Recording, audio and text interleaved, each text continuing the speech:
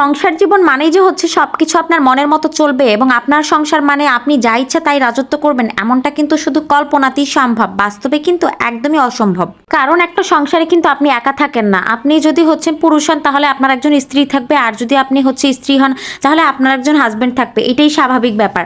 তো এই ক্ষেত্রে দেখা গেছে দুইটা মানুষের কিন্তু সবকিছুর মিল হবে না, সেইগুলোকে হচ্ছে মানিয়ে নিয়ে একদম বুঝে শুনে তারপরেই হচ্ছে কিন্তু সংসারটা করতে হয়। তবে এই ক্ষেত্রে কিন্তু সংসার লাইফে হচ্ছে নারীদেরকে একটু বেশি মানিয়ে নিতে হয়, নারীদেরকে একটু বেশি স্যাক্রিফাইস করতে হয়। কারণ একটা মেয়ে হচ্ছে যত বেশি মানিয়ে নিতে পারবে, যত বেশি স্যাক্রিফাইস করতে পারবে, সেই সংসারটা তত বেশি সুন্দর হবে। তো বকবক করতে করতে দেখেন মাংসটা হচ্ছে আমি কিন্তু কষানোর জন্য রেডি করে ফেলেছি, মশলা কষিয়ে মাংস দিয়ে দিয়েছি।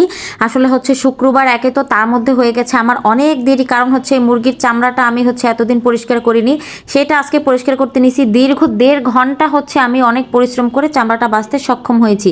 এদিকে মুরগিটা কষাতে দিয়ে আপনাদের ভাইয়া বাজার নিয়ে এসেছে কি কি সেগুলো আমি দেখতেছি একটু গুছিয়ে। বেগুন নিয়ে আসছে, লাল শাক নিয়ে আসছে, তারপরে শসা নিয়ে আসছে। আসলে বেগুনটা আমি আজকে রান্না করব না, বেগুনটা আর একদিন রান্না করব। লাল শাকটা আজকে ভাজি করে ফেলতে হবে, কারণ লাল শাকটা একদমই হচ্ছে তরতাজা। এদিকে দেখেন শসার পলিটা তো খুলতে পারতেছি না, মতো অবস্থায় অনেকেই আছে পলিটা ছিঁড়ে ফেলে, কিন্তু আমি কিন্তু প্রচুর হচ্ছে ধৈর্যশীল, আমি কিন্তু পলি কখনো ছিঁড়ে ফেলি না। পলিগুলো সব জমিয়ে জমিয়ে রাখি এটার মধ্যে করে, পরে আমি তো ময়লা ফেলে দিই। এদিকে লেবু নিয়ে আসছে, টমেটো নিয়ে আসছে, আর নিয়ে আসছে ছোট ছোট লাল আলু, এগুলো আমি মাংসের মধ্যে দিয়ে রান্না করব। তো আমি সব কিছু হচ্ছে এক সাইড করে রাখলাম, গুছিয়ে রাখবো। তো আগে হচ্ছে আমি লাল শাকটা খুলে নিচ্ছি। লাল শাকটা হচ্ছে এখন বেছে নিতে হবে, কারণ হচ্ছে অলমোস্ট প্রায় 1টা বেজেই গিয়েছে।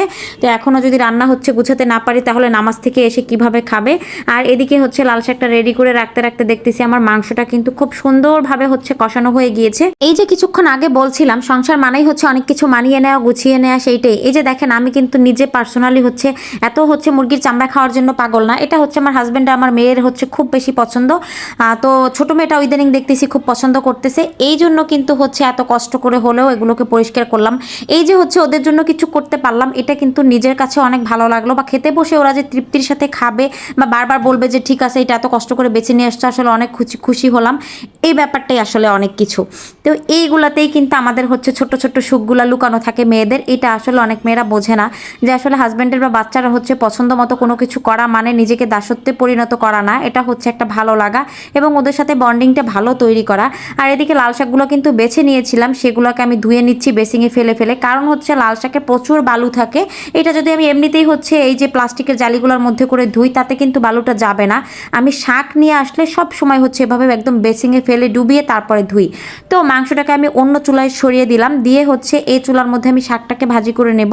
দিয়ে দিলাম একটু সরিষার তেল, আর হচ্ছে এবার তেলটা গরম হয়ে গেলে নেড়ে চেড়ে দিলাম প্যানটাকে, তারপরে দিয়ে দিলাম বেশি করে পেঁয়াজ রসুন কুচি। আসলে লাল শাক ভাজির মধ্যে একটু বেশি পরিমাণে রসুনটা পড়লে, পেঁয়াজ রসুন কুচিটা ভালোভাবে দিলে তাহলে কিন্তু অসম্ভব রকমের মজা হয়। একটু লবণ দিয়ে দিলাম যাতে করে তাড়াতাড়ি করে হচ্ছে পেঁয়াজ রসুনটা একটু নরম হয়ে যায়। তারপরে দিয়ে দিলাম হচ্ছে কয়েক পিস কাঁচামরিচ।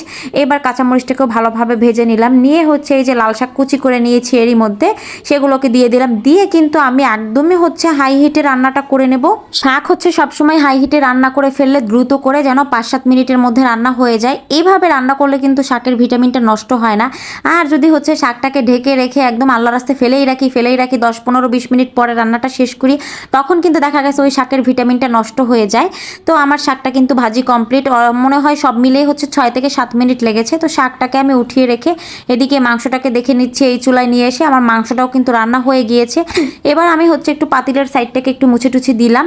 এখন অবশেষে হচ্ছে মাংসটার মধ্যে আমি একটু টালা জিরার গুঁড়া দিয়ে দেবো, এটা দিলে কিন্তু মাংসের টেস্ট একদম হচ্ছে ডাবলেরও ডাবল হয়ে যায়। আর ওদিকে সব কিছু আমি গুছিয়ে রেখে আমি নামাজে চলে যাব, যাতে করে আমার হাজব্যান্ড চলে আসলেই নামাজ থেকে একসাথে খাওয়া দাওয়া করতে পারি। এই যে ভাত আর শাক রেডি। তো আজকে এ পর্যন্তই, আল্লাহ হাফেজ।